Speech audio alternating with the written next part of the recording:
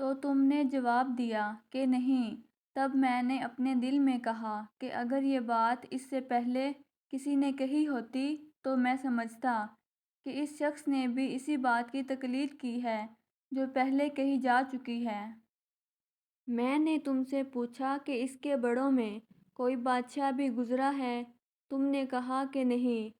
تو میں نے دل میں کہا کہ ان کے بزرگوں میں سے کوئی بادشاہ ہوا ہوگا تو کہہ دوں گا کہ وہ شخص اس بہانے اپنے آباء و اجداد کی بادشاہت اور ان کا ملک دوبارہ حاصل کرنا چاہتا ہے۔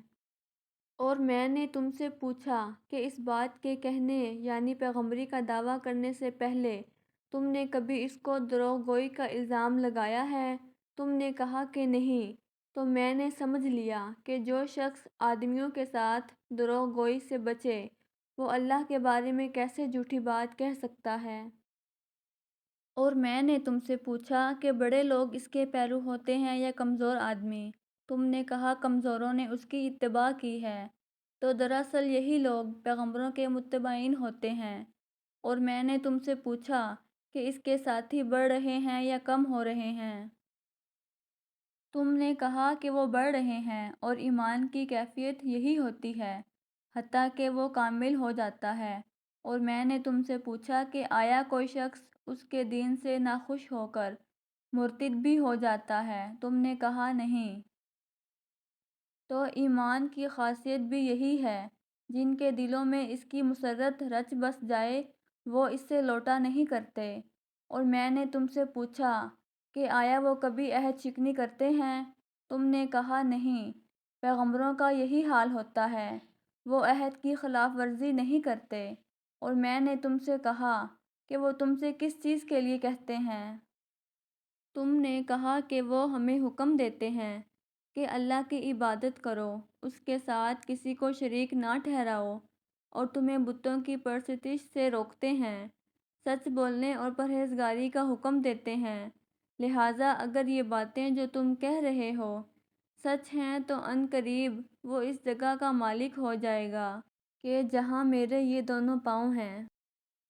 مجھے معلوم تھا کہ وہ پیغمبر آنے والا ہے، مگر مجھے یہ معلوم نہیں تھا کہ وہ تمہارے اندر ہوگا۔ اگر میں جانتا کہ اس تک پہنچ سکوں گا تو اس سے ملنے کے لیے ہر تکلیف گوارا کرتا۔ اگر میں اس کے پاس ہوتا تو اس کے پاؤں دھوتا۔